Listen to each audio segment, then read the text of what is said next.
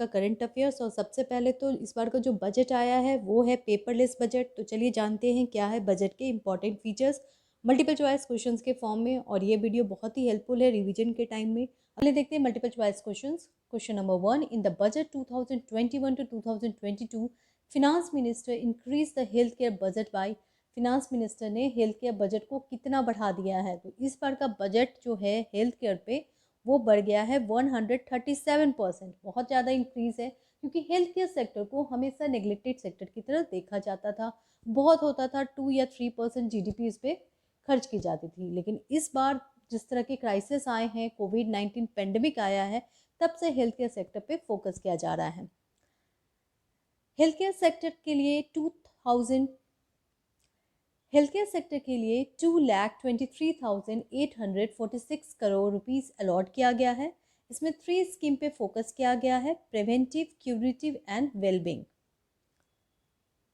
Question number 2, what is the outlay for covid vaccine? Vaccine जो आ रहा है उसके लिए कितना पैसा खर्च करने की बात चल रही है? तो ये किया जा रहा है 35,000 crore. Okay. Question number 3, prime minister आत्मनिर्भर स्वास्थ्य भारत योजना इज लॉन्च्ड एम टू। अभी हाल में एक नया योजना स्टार्ट किया गया है, आत्मनिर्भर स्वस्थ भारत योजना। उसके अंतर्गत इसका एम है ऑप्शन नंबर बी। इसका एम है B, develop and strengthen health system. जी हाँ, ये जो नया योजना आया है जिसका नाम है स्वस्थ भारत योजना, इसके अंतर्गत क्या करना है कि स्ट्रेंथन करना है प्राइमरी, सेकेंडरी, टर्सरी सेक्टर को। और टोटल आउटले इसका आ रहा है खर्च 64,180 करोड़। इसमें रूरल और अर्बन सेक्टर में हेल्थ सेंटर बनाने की बात चल रही है और अबाउट 17,000 रूरल सेंटर और 11,000 अर्बन सेंटर बनाने की बात की गई है। ठीक है। इसके अलावा इंटीग्रेटेड पब्लिक हेल्थ लैब बनाई जाएगी सारे डिस्ट्रिक्ट में। ये बहुत ही हेल्पफुल होगा क्योंकि प्लान जो होगा वो प्रॉपरली इम्प्लीमेंट होगा। डिस्ट्रिक्ट से लेकर डिस्ट्रिक्ट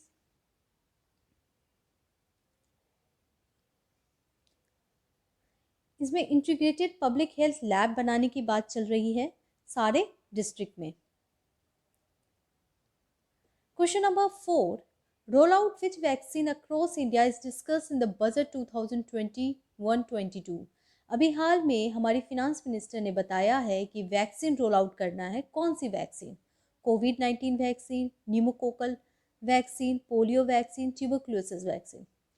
तो ये जो वैक्सीन है वो है pneumococcal vaccine.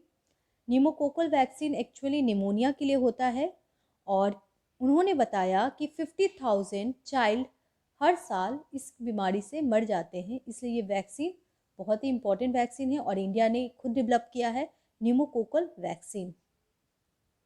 Question number 5, budget 2021 to 2022 aim to extend the स्वामित्व scheme to all state and UT is related to। स्वामित्व स्कीम को बढ़ाने की बात चलाई गई है। स्वामित्व स्कीम को एक्सटेंड करने की बात चलाई गई है। आपको बताना है ये स्कीम किससे रिलेटेड है। ऑप्शंस है आपके सामने, तो इसका आंसर है option number B, to bring transparency in property ownership in village. जो गांव में विलेज प्रॉपर्टी ऑनरशिप इशू होता है और पता नहीं चलता है कि ये ज़मीन किसका है, उसको सॉल्व करने के लिए ये स्कीम लाई गई है जिसका नाम है Swamitva scheme. Question number 6, agriculture infrastructure increase outlay to. देखिए, एग्रीकल्चर इंफ्रास्ट्रक्चर फंड बनाया गया था 2020 के बजट में, उसका आउटले बढ़ाने की बात चल रही है। तो हमने देखा कि हेल्थ केयर सेक्टर पे बहुत ज़्यादा फोकस है, उसके अलावा फिर हम देखते हैं कि एग्रीकल्चर यानी फार्मर पे फोकस है, तो ये बढ़ाने की बात चलाई गई है।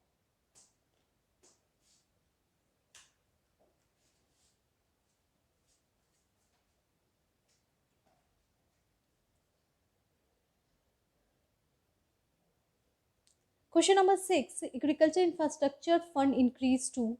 एग्रीकल्चर इंफ्रास्ट्रक्चर फंड बनाया गया था 2020 के बजट में उसको एक्सटेंड करने की बात चल रही है कि उसमें कितना खर्च करना होगा। तो इसको बढ़ाया गया है 40,000 करोड़। 40,000 करोड़ रुपया इसमें बढ़ाया जा रहा है और हेल्थ केयर के बाद एग्रीकल्चर सेक्टर पे फोकस किया गया है। और एग्रीकल्चर इंफ्रास्ट्रक्चर फंड, जैसा कि आपको पता ही होगा कि इसमें क्या किया गया था, पोस्ट हार्वेस्ट स्टोरेज किया गया था। इससे रिलेटेड एक वीडियो अवेलेबल है, आप जाकर देख सकते हो हॉट करंट अफेयर टॉपिक में। और इसमें यही बताया गया था कि किस तरह से कोल्ड स्टोरेज और हार्वेस्ट के बाद जो प्रॉब्लम्स होती है स्टोरेज का, उसको सॉल्व किया जाए। ये स्कीम के अंतर्गत 20 लाख करोड़ रुपया 2020 के बजट में एलोकेट किया गया था और अभी इसमें 40,000 करोड़ रुपये दिया जाएगा और अभी इसमें 40,000 करोड़ रुपीस दिया जाएगा। उसके अलावा माइक्रो इरिगेशन को डबल करने की बात की गई है, 10,000 crore rupees. 1,000 more mandi will be created and integrated with e नाम।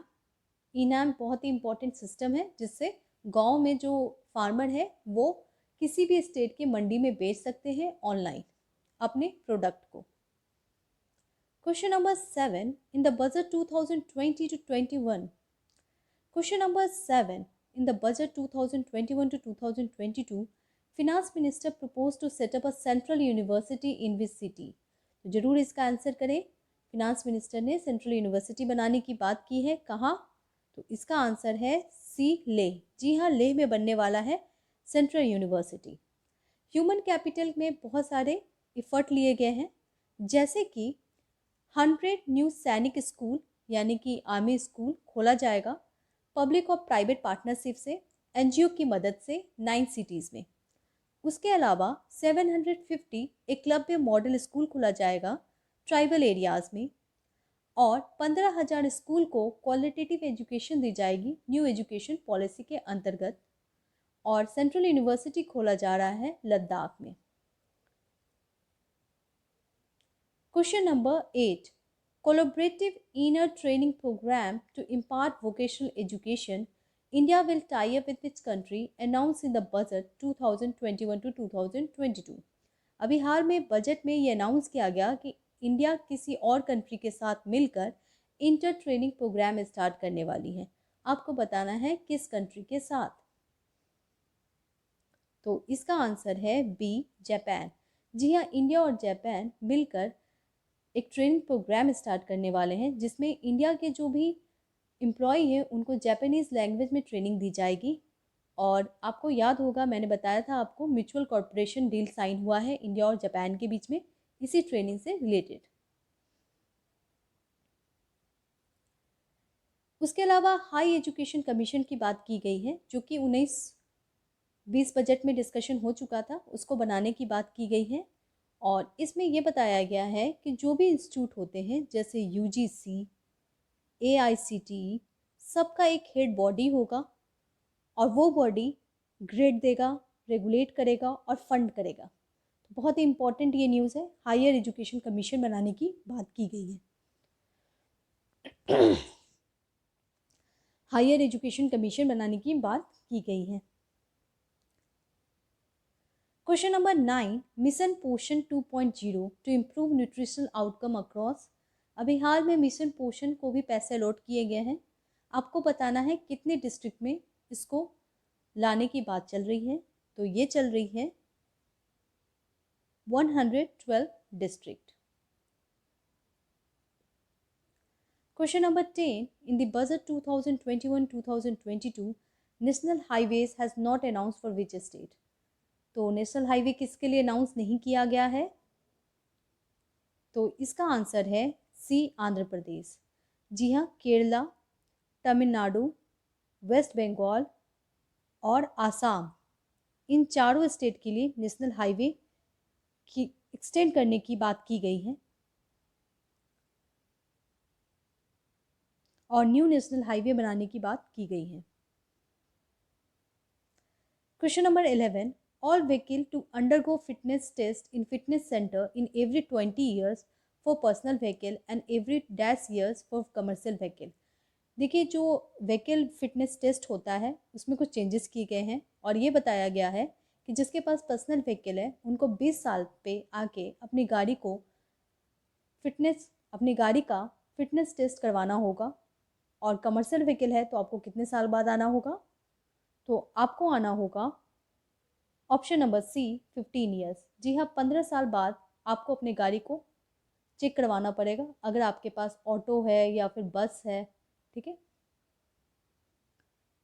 Question number 12, national rail plan is created to bring future railway system by. National rail plan बनाने की बात की गई है इस बजट में, और नेशनल रेल प्लान के अंतर्गत रेलवे सिस्टम लाना है, फ्यूचर रेलवे सिस्टम, जिसमें हम लोग न्यू टेक्नोलॉजी का इस्तेमाल करेंगे और जो भी नई फास्ट ट्रेन्स आ रही हैं उस पर हम लोग वर्क करेंगे। तो ये लाया जा रहा है, हमारा प्लान जो है वो है 2030 तक हमें फ्यूचर रेलवे सिस्टम लाना है। क्वेश्चन नंबर 13, क्योंकि बजट थोड़ा बड़ा होता है इसलिए मैंने 15 क्वेश्चन इसमें डाले हैं जो कि बहुत ही इंपॉर्टेंट है। Question number 13, no income tax filing to एवव।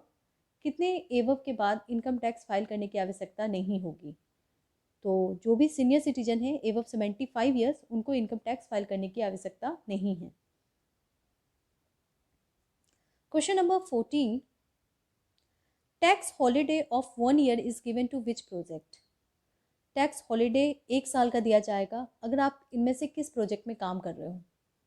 Vaccine manufacturing unit, affordable housing, farmer producer organisation, none of the above. तो टैक्स हॉलीडे मिलेगा अफोर्डेबल हाउसिंग प्रोजेक्ट के लिए, और जो भी रियल एस्टेट है वो बिल्कुल रुक गया है, उसको प्रमोट करने के लिए ये स्टेप लिया जा रहा है।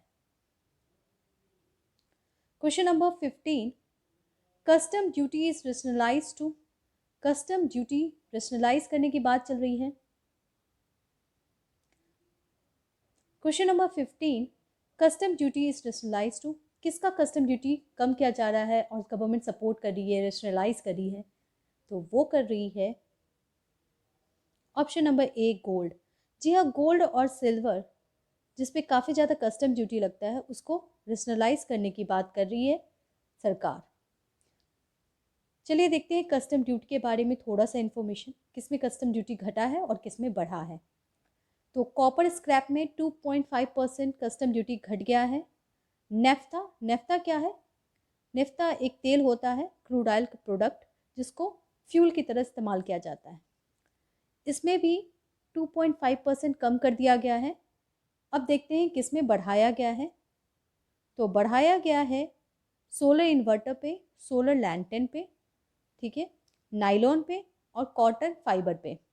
कॉटन फाइबर पे 0% कस्टम ड्यूटी था, उसको बढ़ाकर 10% कर दिया गया है। उसके अलावा भी कुछ एरियाज पे फोकस किया गया है।